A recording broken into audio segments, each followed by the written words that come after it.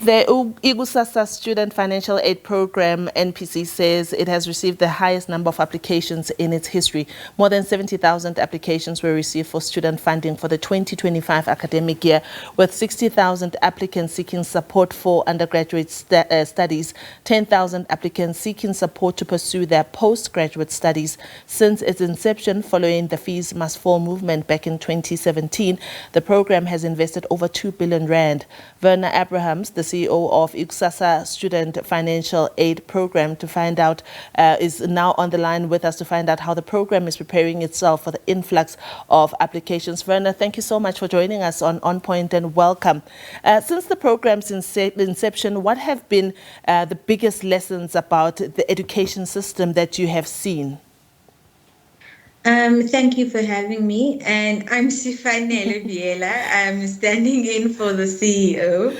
Thank you, Who's Werner Sifanele. Abrahams, yes. Sure. I think it's been a learning journey because you realize that it's not only about the money that we don't have, but it's also the growing needs around the education system and around the development of professionals that we then put out into the working world. So it's been that learning to say we support you financially, but we need to look at a well-rounded, consolidated, comprehensive support structure that knows that you are a human past just the academics. So we've had to support our students both academically and psychosocially, making sure that they're equipped with the soft skills as well as self-development skills that will enable them to then thrive post the qualifications. Yeah. And one that's been a standing item is we are getting close to making a change and an impact, but there's always a need in terms of the students that want to go to tertiary. So that remains an objective that we are all fighting to minimize the gap in. Yeah. Sifanele, tell us about the support that you provide and the impact this has had on recipients. And I mean, I can imagine the drive and also the demand that is there. But there must be success stories already that you can share with us about the impact that the program has made so far.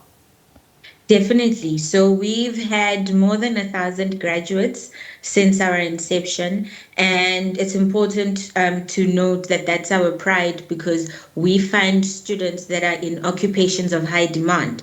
So the top three qualifications where we have graduates have been MPCHB, which is doctors, has been engineers, has been in accounting, where we help our students thrive towards becoming chartered accountants. So it's a beautiful sort of picture to see that students that we've supported from the beginning have been able to finish their qualifications, secure employment, and then be able to give back, because the nice thing is they then get the opportunity to become donors towards SFAB. So they see the impact and the change that was made in their lives, and they try to be that same person for the people that come after them. So it's been lovely to attend graduations and receive hugs and gratitude from parents who say this wouldn't have been possible without you. You think you've changed the life of the students, but these children come from societies and families where they are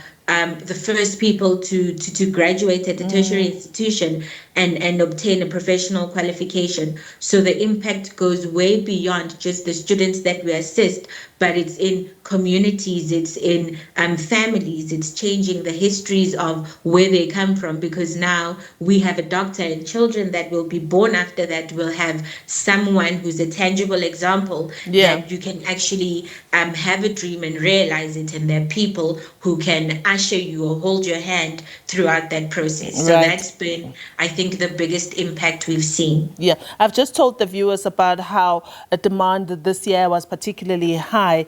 And I can imagine that you can only absorb so many. But what would be the top reason that an application would be declined? And while you are at it, perhaps tell us the kind of support.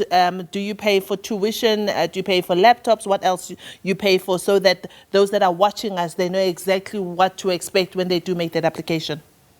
Okay, so we run an online application drive annually, and that's from May to October. And during that period, we're very clear to students that you need to make sure that your application is complete by submitting the relevant documentation. Because when we close applications, the ID numbers of the guardians that are submitted, of the household contributors, and of the students are then sent for ID verification. So that's the first filtering process, where if there's a mistake in your ID number, or at this point, if you are not a South African citizen, you then get disqualified at that point. We then move on with everyone whose ID numbers are verified, and then the applicants go to the household income verification process. So the household income verification process is because we are specific for students from households that make 0 to 600,000 rand per annum. So the household income verification process then enables us to filter our students according to qualification criteria.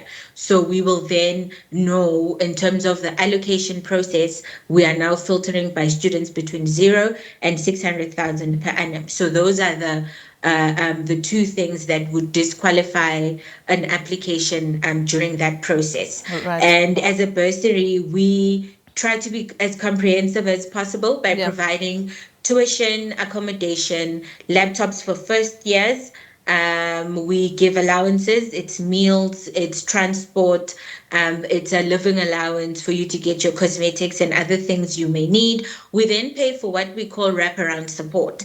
And what's in wraparound support is where our psychosocial and academic support sits. Yeah. So whether you need mentoring, tutoring, a counselor's visit, a psychologist visit, that's where we are able to then support our students. And also where you find a course has a specific requirement that the student doesn't afford. Yes, they're then able to appeal to us. Sifanele, I'm sorry, but I have to cut this interview here. Sifanele is with the Ikusasa, a Student Financial Aid Program Foundation. They provide support for those who want to pursue undergraduate and postgraduate studies. And she's been sharing what they're doing. Hopefully you'll get in touch with them